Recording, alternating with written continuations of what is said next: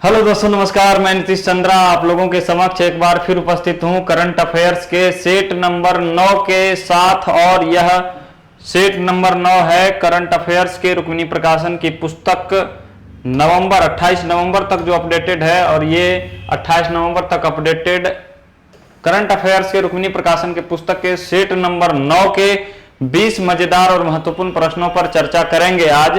तो चलिए शुरू करते हैं सेट नंबर 9 के पहले प्रश्न के साथ डिस्कशन आज का।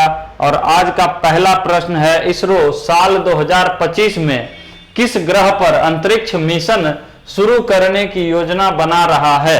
ठीक है, तो जैसा कि आप जानते हैं इसरो क्या है, इंडियन स्पेस रिसर्च ऑर्गेनाइजेशन यानी भारतीय अंतरिक्ष एजेंसी है। और भारतीय अंतरिक्ष एजेंसी इसरो 2023 तक वीनस मिशन लॉन्च करने की योजना बना रहा था। इसकी योजना थी 2023 तक वीनस मिशन को लॉन्च करने की, लेकिन कोविड-19 महामारी के कारण इसमें देरी होने की संभावना के कारण बस इसकी संभावना तिथि को बढ़ा करके कब तक कर दिया गया है, तो 2025 तक कर दिया गया है। यानी अब इसरो के द्वारा शुक्र ग्रह के लिए अंतरिक्ष मिशन शुरू किया जाएगा 2025 तक। किस ग्रह के लिए? शुक्र ग्रह के लिए। तो आंसर क्या हो जाएगा? शुक्र। याद रखिएगा कि यह वीनस मिशन यानी शुक्र अंतरिक्ष मिशन जो शुरू किया जाएगा, यह मिशन आपका फ्रांस के अंतरिक्ष एजेंसी, फ्रांस की अंतरिक्ष एजेंसी CNES की सहायता से की जाएगी। यानी इसरो और फ्रांस की अंतरिक्ष एजेंसी CNES मिलकर क्या करेगी, 2025 तक शुक्र ग्रह पर अंतरिक्ष मिशन शुरू करेगी। ठीक है, तो ये आपका पहला प्रश्न था। याद रखिएगा कि इसरो के अध्यक्ष कौन है, तो K Sivan। इसरो के अध्यक्ष कौन है? K Sivan। और फ्रांस भी इस मिशन में चूंकि शामिल रहेगा, और फ्रांस की अंतरिक्ष एजेंसी हमने आपको बतलाया कि CNES है। तो CNES के अध्यक्ष कौन है, तो याद रखिएगा जीन येवस ले गाल। कौन? जीन येवस ले गाल कौन है? CNES के अध्यक्ष हैं। चलिए क्वेश्चन नंबर 2 की तरफ बढ़ते हैं।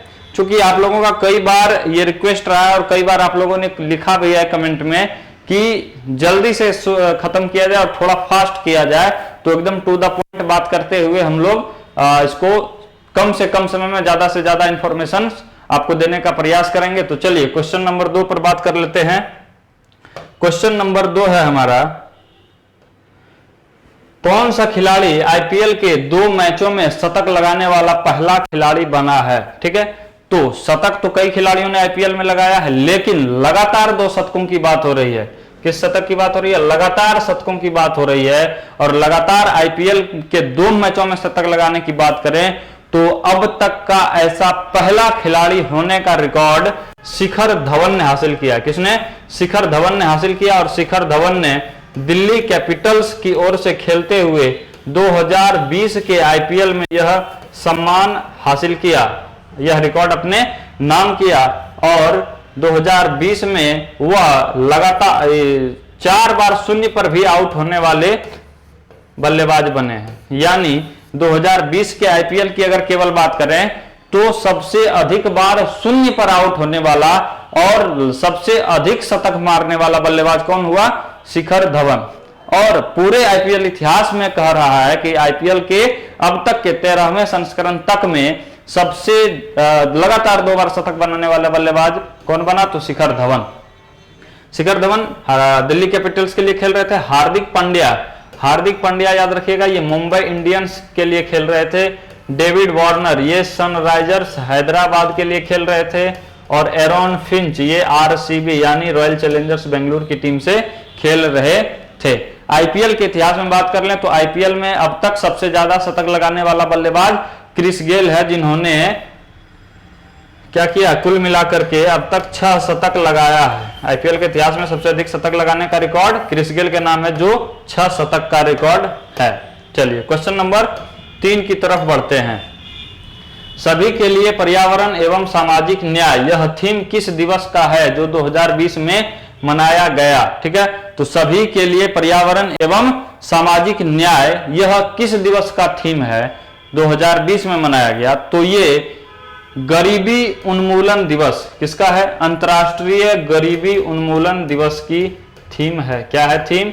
सभी के लिए पर्यावरण एवं सामाजिक न्याय। और गरीबी उन्मूलन दिवस का यह थीम है। तो गरीबी उन्मूलन दिवस किस तिथि को मनाया जाता है? गरीबी उन्मूलन दिवस प्रतिवर्ष 17 अक्टूबर को मनाया जाता है। किस तिथि को? 17 अक्टूबर को मनाया जाता है। ठीक है। पर्यावरण दिवस है विकल्प में। पर्यावरण दिवस के बारे में याद रखिएगा, किस तिथि को मनाया जाता है? तो आपका 5 जून को प्रतिवर्ष पर्यावरण दिवस मनाया जाता है। तंबाकू निषेध दिवस है, ये 31 मई को मनाया जाता है। ओजोन संरक्षण दिवस, यह 16 सितंबर को मनाया जाता है। चलिए क्वेश्चन नंबर 4, उपभोक्ता संरक्षण अधिनियम 2019 के तहत 24 जुलाई 2020 को निम्न में से किस निकाय का गठन किया गया? निकाय का मतलब एक प्राधिकरण या किसी अथॉरिटी का गठन किया गया। ठीक है। तो उपभोक्ता संरक्षण अधिनियम के बारे में याद रखिएगा कि 34 वर्षों के बाद उपभोक्ता संरक्षण कानून में संशोधन किया गया और इससे पूर्व उपभोक्ता संरक्षण अधिनियम 1986 लागू था। कौन सा अधिनियम लागू था? उपभोक्ता संरक्षण अधिनियम 1986 लागू था और इसी अधिनियम में संशोधन करके उपभोक्ता संरक्षण अधिनियम 2019 लागू किया गया।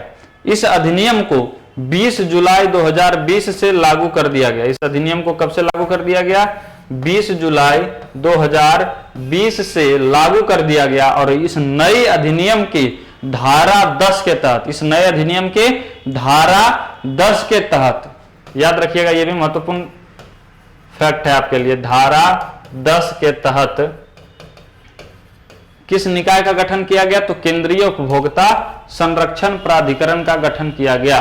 केंद्रीय उपभोक्ता संरक्षण प्राधिकरण का गठन किया गया और इसका मुख्य आयुक्त निधि खरे को बनाया गया। इसका मुख्य आयुक्त किसको बनाया गया? निधि खरे को। यह भी याद रख लीजिएगा, मुख्य आयुक्त निधि खरे। ठीक है। ये आपका उपभोक्ता संरक्षण अधिनियम 2019 की बात थी। चलिए क्वेश्चन नंबर 5 की तरफ बढ़ते हैं। क्वेश्चन नंबर 5, संसद ने मानसून सत्र 2020 में आवश्यक वस्तु अधिनियम में संशोधन कर निम्न में से किस वस्तु समूह को आवश्यक वस्तुओं की सूची से नहीं हटाया है? ऐसे क्वेश्चन, इससे संबंधित क्वेश्चन पर हम पहले भी बात कर चुके हैं और उसमें हम आपको बतला चुके हैं कि 2020 में जो 3 कृषि विधेयक, कृषि सुधार विधेयक पारित किया गया, उनमें से एक विधेयक था आपका आवश्यक वस्तु अधिनियम 2020 और इस आवश्यक वस्तु अधिनियम 2020 के अनुसार अनाज, दलहन, तिलहन, खाद्य तेल, प्याज और आलू को आवश्यक वस्तु की सूची से बाहर रखा गया। अब आप विकल्प में जब इन सभी विकल्पों को ध्यान से पढ़ेंगे तो इसमें हमने बोला अनाज को बाहर किया गया, दलहन को भी किया गया, तिलहन को किया गया, खाद्य तेल का उसके बाद हमने, और प्याज और आलू को भी आवश्यक वस्तुओं की सूची से क्या कर दिया गया? बाहर कर दिया गया। तो कह रहा है कि किसे आवश्यक वस्तु की सूची से नहीं हटाया गया? तो एक विकल्प आपका बच गया, कौन सा? चीनी एवं गुड़। चीनी एवं गुड़ को आवश्यक वस्तु की सूची से नहीं हटाया गया है। और 2020 में कृषि सुधार विधेयक जो पारित किए गए, इन 3 कृषि सुधार विधेयकों को विवादित, बहुत ढेर सारा विवाद इन विधेयकों को लेकर के रहा है और इसी विवाद को लेकर के आप देख रहे होंगे कि हाल ही में किसानों के द्वारा एक व्यापक पैमाने पर एक किसान आंदोलन को शुरू किया गया है, जो कि एक चर्चा का केंद्र बना हुआ है। तो इसमें क्या हो जाएगा? आपका चीनी और गुड़ आवश्यक वस्तु की सूची में शामिल नहीं है। चलिए क्वेश्चन नंबर 6 की तरफ बढ़ते हैं। ब्रिक्स की बैठक 2020 यह कहां वर्चुअल बैठक के रूप में आयोजित हो रहा है? मतलब ये आयोजित हो चुका है, तो ये कहां आयोजित हुआ है? ठीक है। तो वर्चुअल बैठक के रूप में हुआ तो कहां के सेंस में तो ये प्रॉपर स्थान नहीं कह सकते, लेकिन किसकी अध्यक्षता में आयोजित हुआ? यह आपका आंसर हो जाएगा मॉस्को। तो ब्रिक्स जैसा कि आप जानते हैं इसमें ब्राजील, इसके नाम से ही आपके नाम से आपको पता चल जाएगा कि इसके सदस्य देश कौन कौन से हैं। तो ब्राजील, रूस, आई फॉर इंडिया यानी भारत, चीन और दक्षिण अफ्रीका। ठीक है, ये ब्रिक्स के क्या है, सदस्य राष्ट्र हैं। और इन्हीं देशों के बीच वर्चुअल बैठक हुआ ब्रिक्स का, जो 17 नवंबर को आयोजित हुआ। कब आयोजित हुआ? 17 नवंबर 2020 को आयोजित हुआ और ये रूस की अध्यक्षता में आयोजित हुआ। और यहां रूस का एकमात्र शहर कौन सा है विकल्प में? मॉस्को। इसलिए आंसर क्या हो जाएगा? मॉस्को।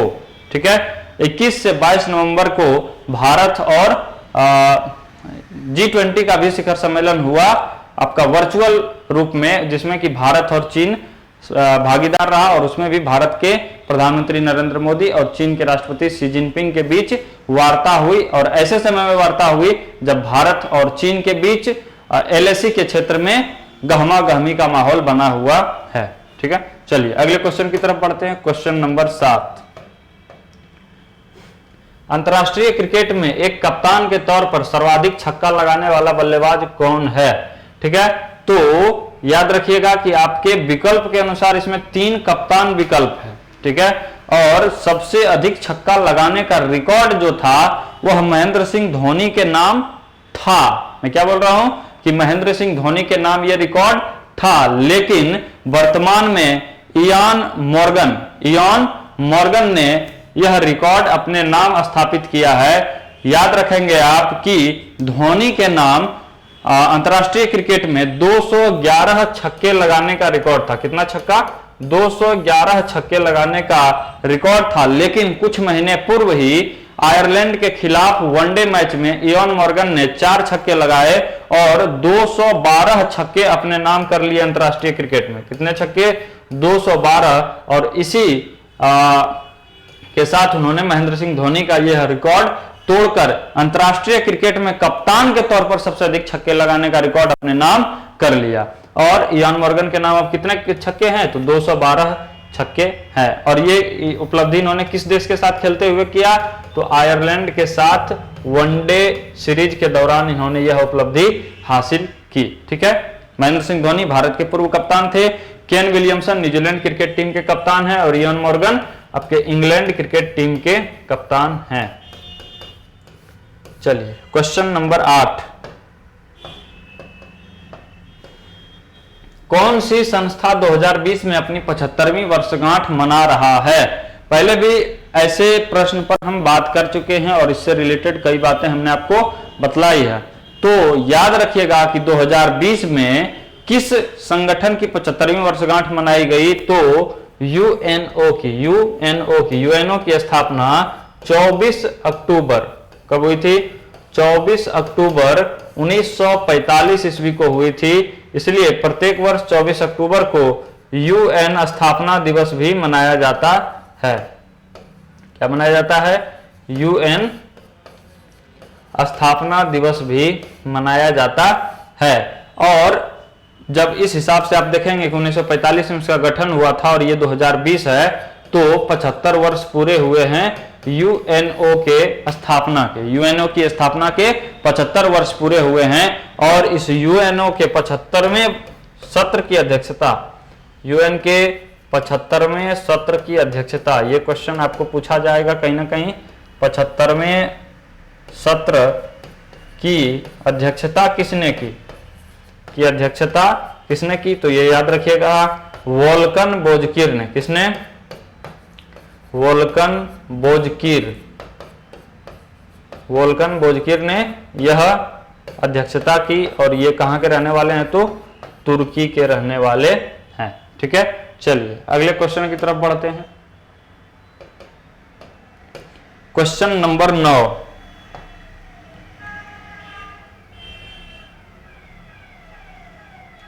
क्वेश्चन नंबर 9 है हमारा, अंतर्राष्ट्रीय ग्रामीण महिला दिवस के अवसर पर नाबार्ड ने अक्टूबर 2020 में किस परियोजना का प्रारंभ किया है? ठीक है, तो नाबार्ड ने अंतर्राष्ट्रीय ग्रामीण महिला दिवस के अवसर पर तो अंतर्राष्ट्रीय ग्रामीण महिला दिवस के बारे में याद रखिएगा कि यह दिवस किस तिथि को मनाया जाता है।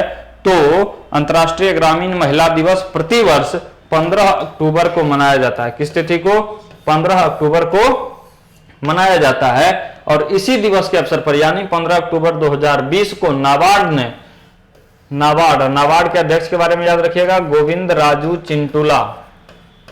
ठीक है, जो भी बातें मिलते चलेंगी करंट के संदर्भ में हम लोग उसको नोट करते चलेंगे। गोविंदा राजू चिंटूला ये क्या है? नाबार्ड के प्रमुख हैं।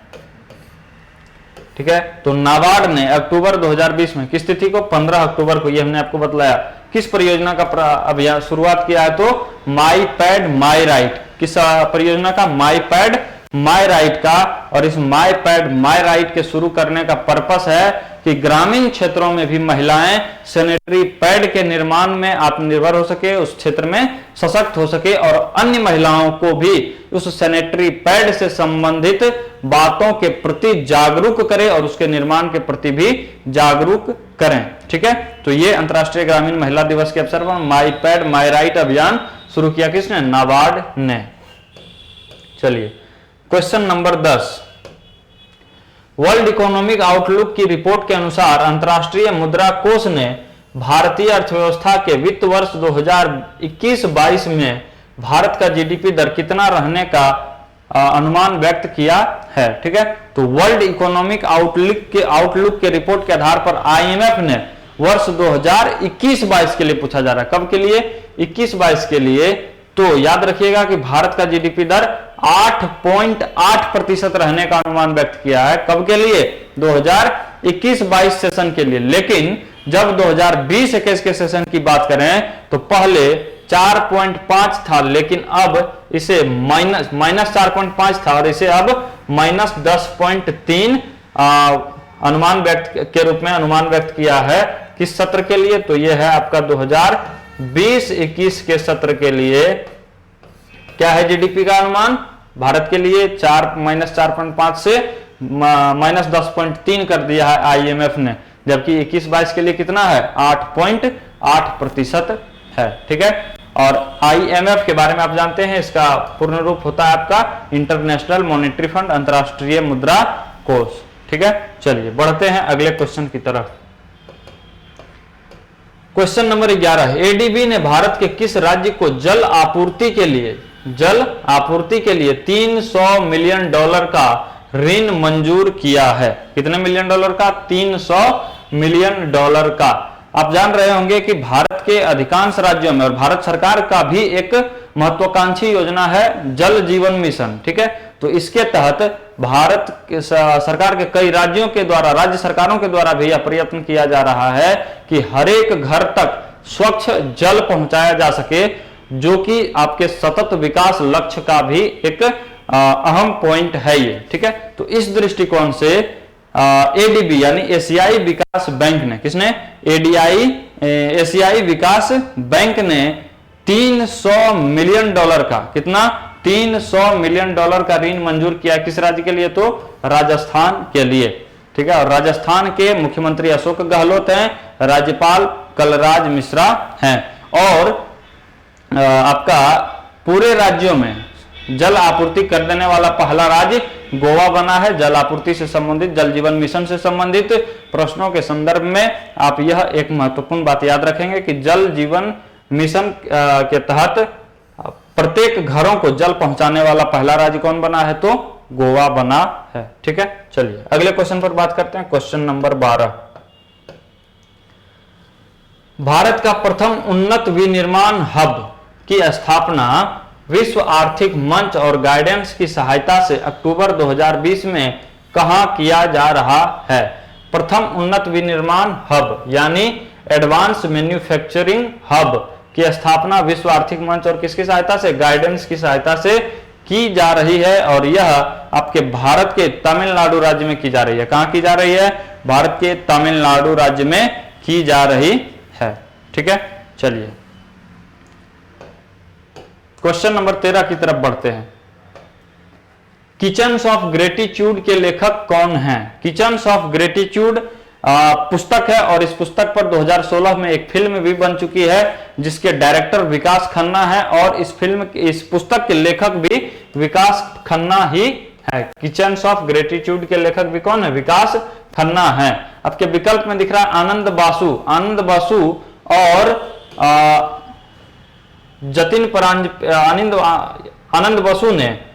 आनंद बसु ने जतिन परांजपे के पुत्र के साथ मिलकर के एक पुस्तक लिखा है जिसका नाम है क्रिकेट द्रोण। कौन सा पुस्तक? क्रिकेट द्रोण। किसने लिखा है? आनंद बासु ने। विकास खन्ना किचन्स ऑफ ग्रेटिट्यूड के लेखक। अब आपका प्रणब मुखर्जी है, तो प्रणब मुखर्जी के बारे में याद रखिएगा, इनकी एक प्रसिद्ध पुस्तक है द कोलिशन ईयर्स।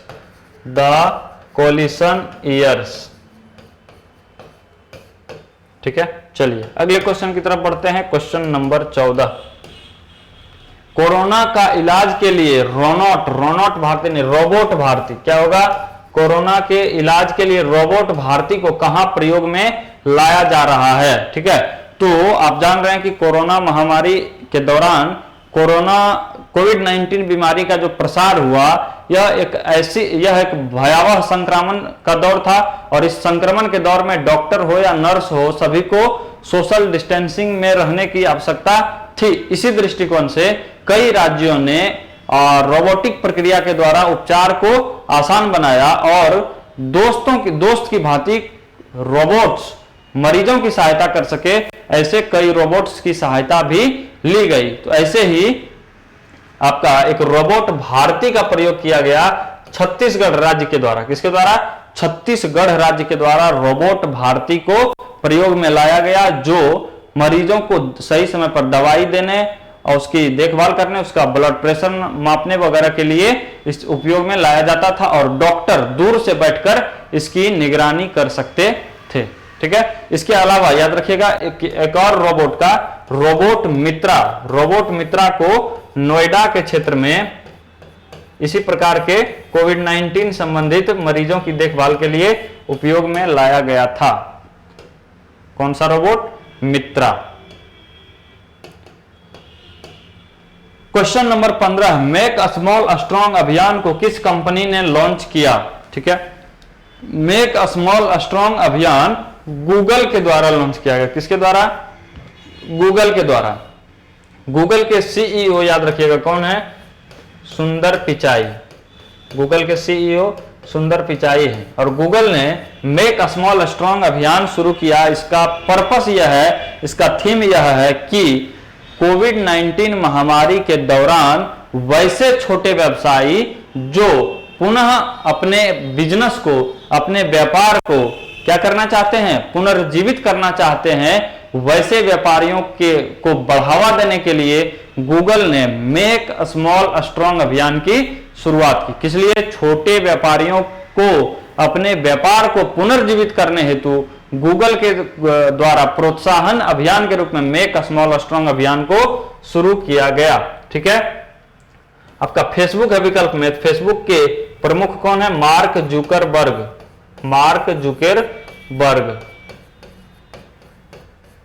ठीक है, यूट्यूब के बारे में याद रखिएगा, यूट्यूब के सीईओ हैं वोजन सिस्की करके इनका नाम है कुछ। ठीक है, नाम टेढ़ा है, 2-4 बार आप लिखेंगे, बोलेंगे, याद हो जाएगा। क्वेश्चन नंबर 16, सुनिधि प्रोजेक्ट को किस मंत्रालय के द्वारा महात्मा गांधी के जन्म दिवस 2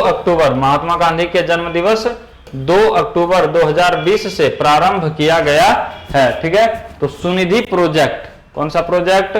सुनिधि प्रोजेक्ट को आपका कोयला एवं खनन मंत्रालय या कोयला एवं खान मंत्रालय के द्वारा क्या किया गया? शुरू किया गया सुनिधि प्रोजेक्ट। और सुनिधि प्रोजेक्ट की बात करें तो इसका SUNIDHI, इसको लिखेंगे हम अंग्रेजी में शॉर्ट रूप में किस तरह? इस प्रकार SUNIDHI, सुनिधि। और सुनिधि प्रोजेक्ट की बात करें तो इसका पूरा रूप होगा superior new generation information and data handling initiative. यानी एक प्रकार का ये क्या है? पहल है, एक प्रकार का पहल है जिसके जरिए कि यह कोयला एवं खनन क्षेत्र में रहने वाले लोगों के जीवन यापन में बढ़ावा, उसके जीवन को उन्नत बनाने का प्रयास करने के लिए यह एक क्या था, पहल था। और इसकी शुरुआत किस मंत्रालय के द्वारा, तो कोयला खान मंत्रालय के द्वारा की गई। सुनिधि का पूर्ण रूप याद रखिएगा क्या, superior new generation information and data handling initiative. ठीक है, चलिए अगले क्वेश्चन की तरफ बढ़ते हैं।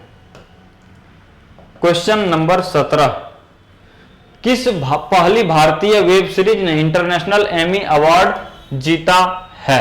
ठीक है, तो याद रखिएगा कि Emmy award, international Emmy award का ये 48वां संस्करण था और इंटरनेशनल एमी अवार्ड के 48वें एडिशन में ही भारत की पहली वेब सीरीज दिल्ली क्राइम, कौन सी, दिल्ली क्राइम ने बेस्ट वेब सीरीज का अवार्ड जीता। किसका, बेस्ट ड्रामा सीरीज का अवार्ड जीता। लिख लीजिएगा इसकी श्रेणी, बेस्ट ड्रामा सीरीज का,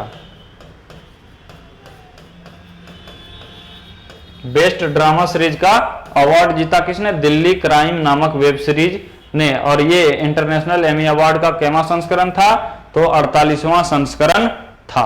ठीक है, चलिए अगले क्वेश्चन पर बात करते हैं।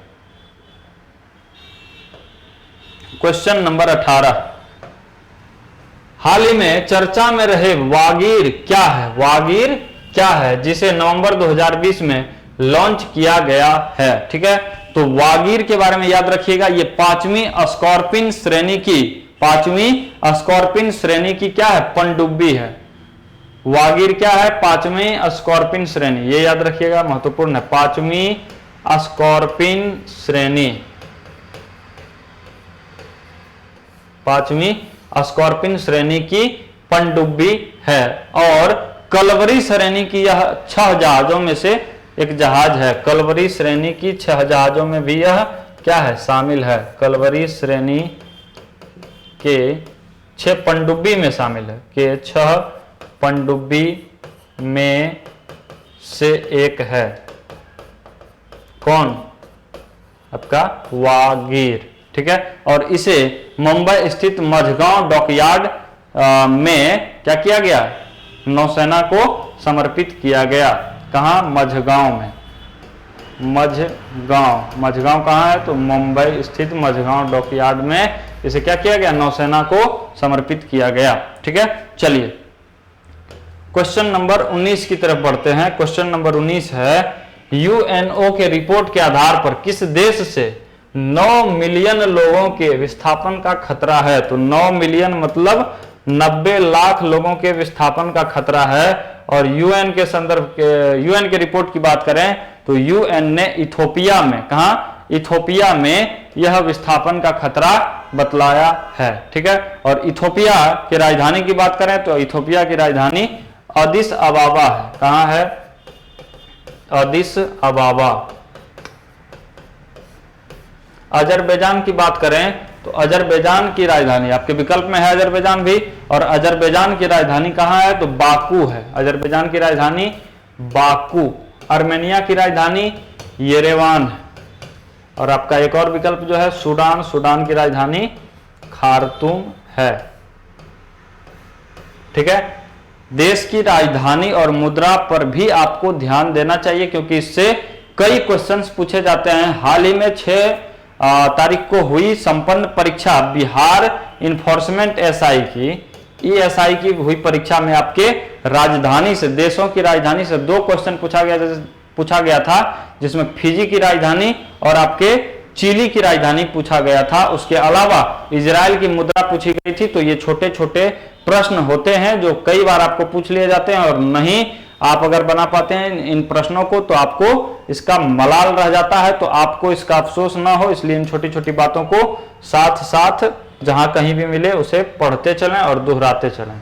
चलिए क्वेश्चन नंबर 20 की तरफ बढ़ते हैं। विश्व का पहला प्रायोगिक 6G उपग्रह, पहला प्रायोगिक 6G उपग्रह को किस देश ने नवंबर 2020 में परीक्षण करने की घोषणा की है। ठीक है, तो 6G उपग्रह को चीन ने, किसने, चीन ने परीक्षण किया है। और 5G की बात करें तो दक्षिण कोरिया, 5G की बात कर लें तो ये क्या होता है, इंटरनेट की स्पीड, यहाँ G का मतलब होता है जनरेशन, जी का मतलब होता है जनरेशन, और ज्यों-ज्यों इसका जनरेशन बढ़ता चला जाता है तो हमें अधिक स्पीड की इंटरनेट प्राप्त हो पाती है। और इस अब तक अधिकांश देशों में 4G का प्रचलन है और 5G का प्रचलन पहली बार दक्षिण कोरिया में शुरू हुआ और दक्षिण कोरिया ने इसको शुरू किया है। दक्षिण कोरिया 5G को अपनाने वाला पहला देश भी बना है और अब 6G पर भी काम चल रहा है और 6G को लेकर के चीन ने एक उपग्रह के परीक्षण की घोषणा भी कर दी है। और ये पूछ रहा है कि ऐसा करने वाला पहला देश कौन सा है, तो 6G उपग्रह लॉन्च करने वाला पहला देश चीन है। ये आपका एक महत्वपूर्ण प्रश्न है, ये आप याद रखेंगे। कोरिया है तो दक्षिण कोरिया के बारे में हमने आपको बतला दिया कि ये 5G अपनाने वाला पहला देश है। ठीक है, इसके अलावा आप याद रखेंगे कि रुक्मिणी प्रकाशन के YouTube चैनल पर होने वाले सभी डिस्कशंस के PDF फाइल के लिए आप हमारे टेलीग्राम चैनल रुक्मिणी प्रकाशन लाइव को अवश्य ज्वाइन कर लें, ताकि यहां से आपको सारे PDF फाइल्स मिल जाएं और आपको जिन PDF फाइल्स की आवश्यकता है, जिसकी आप मांग बार बार करते हैं, उसके लिए आपको व्याकुल ना होना पड़े, आपको परेशान ना होना पड़े। इसलिए सीधा सीधा रुक्मिणी प्रकाशन लाइव टेलीग्राम चैनल ज्वाइन करिए, यहां आप अपना PDF फाइल डाउनलोड कर ले सकते हैं। तो प्रत्येक दिनों की भांति सेट नंबर 9 के वीडियो डिस्कशन के साथ आज हम आपके समक्ष उपस्थित हुए थे। कल पुनः सेट नंबर 10 के वीडियो डिस्कशन में आपके साथ मिलेंगे रुक्मिणी प्रकाशन के YouTube चैनल पर। तब तक के लिए आपसे विदा चाहते हैं। कल पुनः मिलेंगे एक नए जोश, नए जुनून, नए प्रश्न और नए क्वालिटी के साथ। तब तक के लिए आप भी अपने परीक्षाओं के लिए अग्रसर रहिए, मेहनत करते रहिए। कल पुनः मिलेंगे इसी वादे, विश्वास और उम्मीद के साथ। आज आपसे विदा लेना चाहेंगे। जय हिंद, शुभ रात्रि।